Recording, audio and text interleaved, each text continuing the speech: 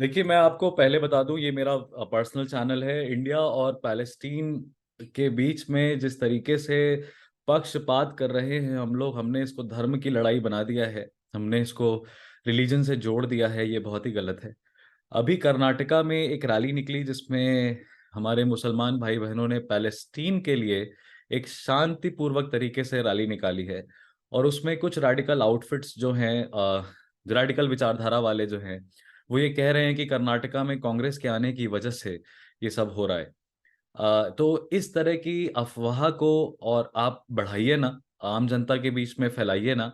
इसलिए मैं आपको ये बताना चाहता हूं कि इसराइल और पैलेस्टीन के बीच में भारत खुद को क्या देखता है, किस तरीके से देखता है। सबसे पहली बात तो आपको ये समझना चाहिए कि चाहे कांग्रेस हो चाहे भारतीय जनता पार्टी हो, दोनों ने एक तरफा तरीके से एक ही उद्देश्य के साथ एक ही आवाज में हमने पैलेस्टीन का साथ दिया है। और जिस तरीके से इसराइल ने गाजा पट्टी पे जिस भी तरीके से अटैक किया, the way that Israel had decided to take back और extend its territory into Gaza strip, India has condemned that very silently, because obviously we do not want to trample over our relations with Israel as of now. तो बहुत ही diplomatic manoeuvre करते हुए smooth तरीके से हमने terrorist और organisation के attack जो कि हमास ने किया इसराइल पे, वी हैव कंडेम्ड दैट। और हम हमास के साथ नहीं खड़े हैं, पर आपको ये कैप से लगने लगा कि भारत पैलेस्टीन के साथ नहीं खड़ा हुआ है। आपको ये बात पता चलनी चाहिए। और मेरी स्टूडेंट कम्युनिटी जो पढ़ रही है, आजकल करंट अफेयर्स पढ़ रही है, क्लैट देने वाली है, पढ़ी लिखी है, मैं उनसे ये रिक्वेस्ट करूंगा कि आप इस वीडियो को प्लीज अपने जितने भी रैडिकल सोच वाले लोग हैं उनके साथ जरूर शेयर करिएगा। Because I am a Hindu, I am a Brahmin by caste, and I am a practising Hindu. I still would not support Israel because of that. Because यहाँ पे अगर आपने वेपनाइजेशन ऑफ रिलीजन कर दिया, तो फिर आपकी आंखों में पट्टी बंध जाएगा और आपको फिर सही सही और गलत गलत में अंतर समझ में नहीं आएगा। अगर मैं बात करूं अब रिलीजन की ही, तो पैलेस्टीन की कैपिटल रामल्ला है। और वो राम और अल्लाह के समायोजन से एक शब्द बनता है, रामल्लाह। तो ऐसी जगह पे अगर आपके देश में राम भगवान होते और उस टाइम पे अगर देश में इस्लाम होता, तो मुझे तो ये पता है कि राम भगवान के की शरण में, राम भगवान के तरीके से, राम भगवान की स्टेट्समैनशिप के चलते इस्लामिक कम्युनिटी भी काफी प्रशंसनीय प्रशंसक होती राम भगवान के एडमिनिस्ट्रेशन की। राम भगवान जी के अपनी प्रजा के प्रति जो संवेदनशीलता है, उसको ध्यान में रखते हुए मुझे लगता है इस्लामिक कम्युनिटी भी राम राज्य से कहीं ना कहीं खुश होती। तो आप प्लीज वेपनाइजेशन ऑफ रिलीजन मत करिए यहाँ पे, क्योंकि ये लड़ाई पैलेस्टीन और इसराइल के बीच में है ही नहीं, ये लड़ाई इसराइल और हमास के बीच में है। इसमें पैलेस्टीनियंस मारे जा रहे हैं। पैलेस्टीनियंस की अगर आप बात करें, तो गाजा पट्टी में रहने वाले लोग जो हैं वो मजबूर हैं बहुत हद तक। उनको पैलेस्टीन के वेस्ट बैंक में जगह मिल नहीं रही है रहने के लिए, क्योंकि वेस्ट बैंक अपने आप में एक बहुत छोटी सी जगह है जिसको एक्सपैंड पैलेस्टीन अपने हिसाब से नहीं कर सकता है। पैलेस्टीन लिबरेशन ऑर्गेनाइजेशन के जो रिप्रेजेंटेटिव इस समय हैं, पीएलओ के महमूद अब्बास, भारत सरकार ने उनसे बात करके ये कहा है कि हम पूरी तरीके से पैलेस्टीन के साथ खड़े हैं। पैलेस्टीन की डिमांड जो स्टेटहुड की है उसके साथ खड़े हैं। 1967 में जिस तरीके से इसराइल ने अपनी टेरिटरी को एक्सटेंड कर दिया, वेस्ट बैंक को और छोटा कर दिया, और अब बहाना ढूंढ लिया है उसने गाजा पट्टी को और छोटा करने का, तो उस जगह पे भारत का कोई ऑफिशियल पोजीशन नहीं है। India is not siding with Israel on that, neither India is detesting this, because ये इसराइल का अपना एक कह सकते हैं कि you can say non align movement में हमारी पॉलिसी है नॉन इंटरफेरेंस की। तो whatever we do with Kashmir, Pak occupied Kashmir, we won't allow China, we won't allow America, we won't allow UK or Israel for that matter, or Japan for that matter, to intervene, right?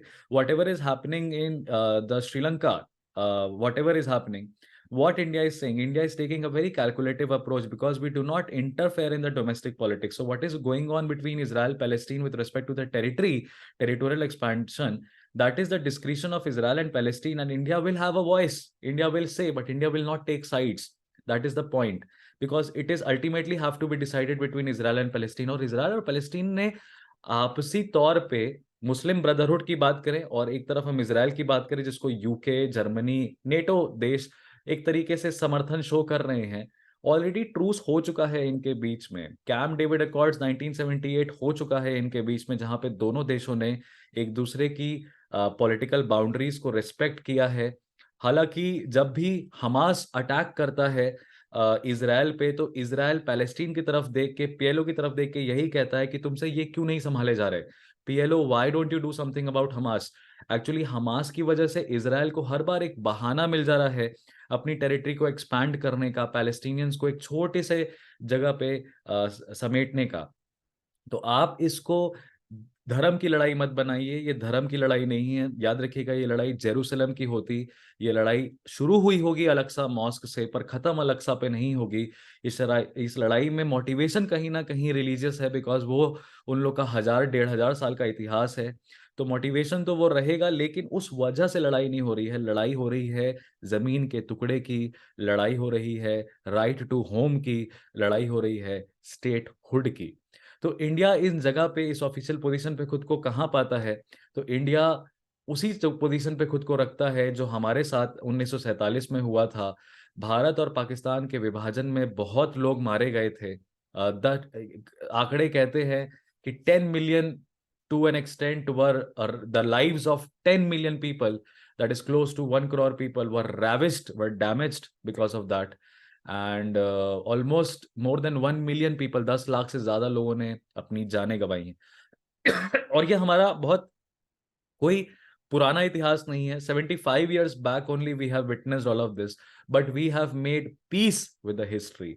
Bharat और पाकिस्तान ने अपने इतिहास को दोबारा ना दोहराया जाए, इसलिए अपने इतिहास के साथ समझौता कर लिया है और कोशिश कर रहे हैं कि दोबारा आगे जाके कभी भी भारत के किसी भी पॉलिटिकल बाउंड्री में ये डायर ह्यूमन क्राइसिस, ये इतनी नाजुक स्थिति ना क्रिएट हो। बिकॉज अगर आपको भविष्य चाहिए, शांतिपूर्वक तरीके से आपको आपको फ्यूचर को जीना है, तो आपको आपके इतिहास के साथ एक समझौता करना पड़ता है, उसको स्वीकारना पड़ता है। मुझे लगता है पैलेस्टीन और इसराइल जिस तरीके से 1967 के बाद से लेके 1987 के बीच में जिस तरीके से इन लोगों ने अपने बीच में कंसेंसस बनाया है, पॉलिटिकल कंसेंसस बनाया है, इसराइल ने पैलेस्टीन को रिकॉग्नाइज किया है, पीएलओ ने इसराइल को रिकॉग्नाइज किया है, अरबी स्टेट्स ने भी साथ दिया है। वहां पे मुझे लगता है कि हमास का किसी भी तरीके से रेडिकली कोई भी मैन्यूवर करना, कोई भी मूव लेना बहुत गलत होता है। वो 20-25 साल की करी गई मेहनत को, गवाई हुई जानों को जस्टिफाई नहीं करता। और इनफैक्ट हमास देखिए किस तरीके से सक्सेसफुल हो पाएगा, नहीं हो पाएगा, उसकी वजह से और ज्यादा वॉर क्राइम्स कमिट किए जा रहे हैं। An eye for an eye will make the whole world blind. अब सवाल यही उठता रहेगा कि पहले मुर्गी आई कि पहले अंडा। जिस तरीके से एक हॉस्पिटल है वहां पे, द हॉस्पिटल अल अल बिहन करके जो हॉस्पिटल का नाम है, वहां पे जो अटैक हुआ जिसमें 600 लोग मारे गए, इसकी जिम्मेदारी इसराइल ने हमास पे छोड़ी है, हमास पे थोपी है, और हमास ने इसका ब्लेम इजरायली डिफेंस गार्ड पे छोड़ा हुआ है। अब पहली मौत तो सच की हो चुकी है। तो आप इंडिया की ऑफिशियल पोजीशन के साथ रहिए प्लीज, इसको हिंदू मुसलमान मत करिए। इसमें कहीं से भी कोई हद तक हिंदू मुसलमान वाला कॉन्सेप्ट नहीं है। हमारे देश में भी अगर हम देखिए, अगर लड़ाई लड़ भी रहे हैं, मैं कहता हूं अगर हिंदू मुसलमानों के बीच में अगर लड़ाई है भी सही, धर्म की लड़ाई है, तो उसको भी हम उच्चतम न्यायालय के माध्यम से, सुप्रीम कोर्ट के माध्यम से, या हमारी स्टेट लेजिस्लेटिव असेंबली या पार्लियामेंट के माध्यम से रिजॉल्व कर रहे हैं। तो प्लीज समझिएगा।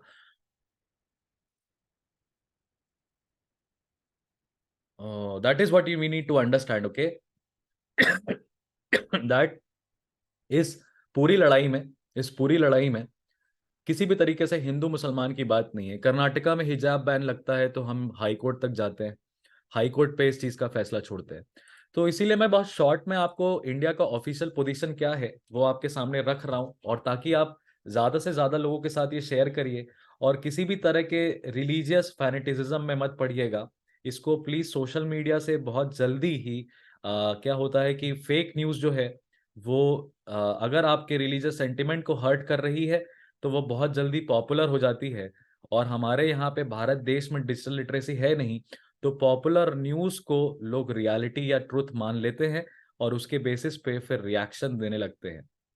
वो रिएक्शन फिर अराउंड 10 लोग भी पढ़ लिए तो 10 लोगों का उस रिएक्शन पे रिएक्शन होता है और फिर वो 100 लोगों तक पहुंच जाता है। तो एक फेक न्यूज, एक मिस इन्फॉर्मेशन इस तरीके से स्प्रेड होती है कि वो फिर पॉपुलर मोरालिटी लगने लगती है, वो पॉपुलर कंसेंसस लगने लगता है, जिसको हम कहते हैं पॉपुलर कंसाइंस बन जाता है फिर वो। तो just because we are Hindus and they are Muslims doesn't mean that we are with Israel. India is with Israel and India is not with Palestine. नहीं, क्योंकि बात यहाँ पे रिलीजन की नहीं है, बात यहाँ पे राइट टू स्टेटहुड की है। तो इंडिया ने ऑफिशियली कहा है दैट हम 2 स्टेट सोल्यूशन सपोर्ट करते हैं, करते रहेंगे। पैलेस्टीनियंस के साथ जिस भी तरीके से बर्ताव हो रहा है, पैलेस्टीनियंस के साथ हम उसकी कड़े शब्दों में निंदा करते हैं और पैलेस्टीन को पूरी तरीके से हर तरह का सपोर्ट और एड देने के लिए तैयार हैं। हमारे एक्सटर्नल अफेयर्स मिनिस्टर ने यूएई से, सऊदी अरेबिया से बात कर ली है और हम हाल फिलहाल में इजिप्ट से भी वार्तालाप कर रहे हैं, डिस्कशन कर रहे हैं कि किस तरीके से हम पैलेस्टीनियंस को सिक्योर कर सकते हैं। राइट, इंडिया ने इतना बड़ा ऑपरेशन अजय कराया है, उसमें लोगों को बुलाया है, तो क्या हिंदू मुसलमान सोच के भेद किया है? नहीं, इंडियंस हो या साउथ एशिया की तरफ से हो, तो नेपाल के भी लोगों को हम लोग लेके आए हैं इस ऑपरेशन अजय में। और इसके साथ ही साथ एक देश है जो चुपचाप ये सब तमाशा देख रहा है, जिसने ये पूरा तमाशा किया है, तो वो है ईरान। राइट, अब याद रखिएगा, देखिए ईरान और यूनाइटेड स्टेट्स ऑफ अमेरिका के बीच में एक तरीके से ऑलरेडी जो है वो प्रॉक्सी वॉर चल रहा है। हम ईरान से कुछ खास बात नहीं कर रहे क्योंकि हमें पता है कि ये सारा कुछ करवाया हुआ, this is motivated by Iran. Iran सीधे सीधे अमेरिका को ये दर्शाना चाहता है कि तुम्हारे जो भी समर्थक हैं, अगर वो अपनी हरकतों से बाज नहीं आएंगे और तुम हम पे टेंशन, हमारे साथ टेंशन बढ़ाओगे, तो हम तुम्हारे लिए रीजनल इंस्टेबिलिटी क्रिएट कर देंगे। ये कुछ भी नहीं है, ये इसराइल ईरान का तरीका है। ना ईरान को इस्लाम से मतलब है, ना ईरान को सीरिया पैलेस्टीन से मतलब है। वो बस इनका इस्तेमाल कर रहा है अमेरिका को डराने के लिए। अमेरिका का मेडिटेरेनियन सी के पास जो इंस्टेबिलिटी है, इंस्टेबिलिटी क्रिएट करने के लिए, क्योंकि मेडिटेरेनियन सी में अगर इंस्टेबिलिटी क्रिएट होती है तो यूएस और यूरोपियन यूनियन का इकोनॉमी इफेक्ट होता है।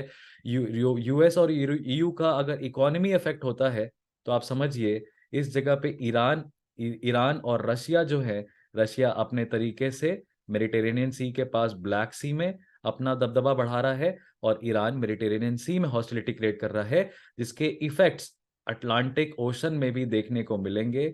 और फिर आप यूनाइटेड स्टेट्स ऑफ अमेरिका को इस चीज से नहीं बचा सकते। तो ये बात इसराइल पैलेस्टीन के तो कंधे हैं बस, लड़ाई ईरान के बीच में चल रही है, अमेरिका के बीच में चल रही है। पूरी दुनिया आपको 2 पक्ष में होती नजर आएगी। एक तरफ रशिया, ईरान और चाइना है और दूसरी तरफ यूएसए और यूके हैं। इनके क्रॉस रोड्स में फंसा हुआ है इंडिया। ठीक है, तो प्लीज आप इंडिया की पोजीशन को समझिए और किसी भी तरह का फालतू का सोशल मीडिया पोस्ट मत डालिए। प्लीज इसमें अपने भगवा को मत लेके आइए। प्लीज इसमें अपने ओम को बदनाम मत करिए। प्लीज इसमें चांद सितारे और अल्लाह की बात मत करिए। प्लीज इसमें पाकिस्तान किसका सपोर्ट कर रहा है उसकी बात मत करिए, क्योंकि पाकिस्तान भी 2 स्टेट सोल्यूशन कह रहा है, क्योंकि हमसे ही निकला है। चाइना भी इसमें 2 स्टेट सोल्यूशन कह रहा है, हमसे ही निकला है। लेकिन वो इसराइल का साथ नहीं दे सकता, वो पैलेस्टीन का साथ देगा। हम खुल के पैलेस्टीन का साथ नहीं दे रहे हैं क्योंकि हमारे ही रिश्ते इसराइल के साथ अच्छे हैं, पर इसका मतलब ये नहीं है कि हम पैलेस्टीन के खिलाफ हैं। चाइना पैलेस्टीन के साथ है, इसका मतलब ये नहीं है कि वो इसराइल के खिलाफ है। तो ऑफिशियल पोजीशंस को समझिएगा, वो इतनी सरल नहीं होती जितनी हमारी आपके घर की पड़ोसी के साथ लड़ाई होती है, रिश्तेदारों में लड़ाई होती है। उतनी कॉम्प्लेक्स, उतनी सिंपल नहीं है इंटरनेशनल पॉलिटिक्स। और जो कुछ भी आपका ओपिनियन है, याद रखिएगा वो पूरी दुनिया देख रही है। तो प्लीज इसको धर्म की लड़ाई मत बनाइए, इंडिया के ऑफिशियल पोजीशन को समझिए। अगर आप अपने आप को पैलेस्टीन की जगह पे रख के देखिए, आप होते तो आप क्या करते? आपके साथ ऐसा ब्रिटिश इंडिया के दौर में हुआ है और आपने किस तरीके से ब्रिटिश इंडिया को by force, by non violence, by all means खदेड़ा है, जरा सोच के देखिए आप। आज अगर इसराइल और पैलेस्टीन के बीच में एक शांति समझौते का विकल्प हमें दिखाई दे रहा है, यूएई और सऊदी अरेबिया जैसे सशक्त देश अगर दोनों पक्षों का साथ देके मामले का निस्तारण करा रहे हैं, तो मेरा सवाल तो ये है कि आप ईरान जैसे देश से सवाल पूछने की हिम्मत क्यों नहीं करते? ईरान कितने ज्यादा गहरे पानी में है। मासा अमीनी नाम की 22 साल की युवती का उसने मार दिया। उसने मार दिया, क्यों मार दिया? क्यों मार दिया? क्योंकि मासा अमीनी ने हिजाब पहनने से मना कर दिया था। तो आपको सवाल अगर पूछना ही है, रिलीजियस क्वेश्चंस अगर पूछने ही हैं, तो आप ईरान से क्यों नहीं पूछ रहे हैं? आप पैलेस्टीन के समर्थकों को टारगेट क्यों कर रहे हैं? मत करिएगा। इजराइल, पैलेस्टीन और हमास की आग की लपटें भारत देश में आ जाएंगी तो वो बहुत बड़ी दिक्कत हो जाएगी हमारे लिए। और हिंदू मुसलमान के डिवाइड को मत बढ़ाइए यहाँ पे। हिंदू पूरी तरीके से एकजुट होके एक आवाज में इजराइल के हरकतों की निंदा भी कर रहे हैं और पैलेस्टीन के साथ सिंपैथेटिक सेंटिमेंट भी रखते हैं। हमास के साथ हम नहीं खड़े हुए हैं। मैं भारत के मुसलमानों से, हमारे मुसलमान भाई बहनों से बस इतनी अपील करूंगा कि आप हमास का सपोर्ट करते समय 2 मिनट के लिए सोचिएगा, क्योंकि फिर उस जगह पे हिंदू सेंटिमेंट ट्रिगर हो जाता है। फिर वही वो सवाल पूछता है आपसे कि क्या आप अजमल कसाब का समर्थन करते हैं, क्या आप लश्कर ए तैयबा का समर्थन करते हैं, क्या आप अलकायदा हिजबुल मुजाहिदीन का समर्थन करते हैं, क्या अगर कश्मीर के मुद्दे पे पाकिस्तान से हम बात करेंगे तो मुसलमानों की जाने जाएगी, तब क्या आप पाकिस्तान का साथ देंगे? इस तरह के सवालों में जब आपका जवाब अगर ना आता है, मुझे पता है मेरे मुसलमान भाई, मेरे दोस्त, मेरे बंधु ये बिल्कुल नहीं बोलेंगे कि वो अलकायदा, हिजबुल मुजाहिदीन, लश्कर ए तैयबा, आईएसआईएस इन सब का सपोर्ट करते। जब नहीं करते हैं तो उनके तरीके और हमास के तरीकों में कोई अंतर नहीं है। प्लीज बस इतना मेरा रिक्वेस्ट है। इस डायर सिचुएशन को समझिए, एक बैलेंस क्रिएट करने की कोशिश करिए और बात करने की, बात को जिस तरीके से कहते हैं ना, डिस्कशन प्रमोट हो सके वैसे करिए। हेट्रेड, एनिमिटी ना प्रमोट हो, ऐसी कोई बात मत करिए। प्लीज पढ़े लिखे भारतीय जैसा बिहेव करने का कोशिश करिए। लेफ्ट और राइट के बीच में सेंटर होने की कोशिश करिए। अमेरिका, इजराइल और रशिया, चाइना के बीच में भारत बनने की कोशिश करिए। प्लीज रेडिकलाइजेशन मत करिए, वेपनाइजेशन मत करिए। मैं वापस से वही बात कहूंगा, पैलेस्टीन की कैपिटल, एडमिनिस्ट्रेटिव कैपिटल रामल्ला है। राम और अल्लाह का वहां पे एक हमें एक सिंबॉलिक रिप्रेजेंटेशन दिखाई देता है। तो you know which side to choose.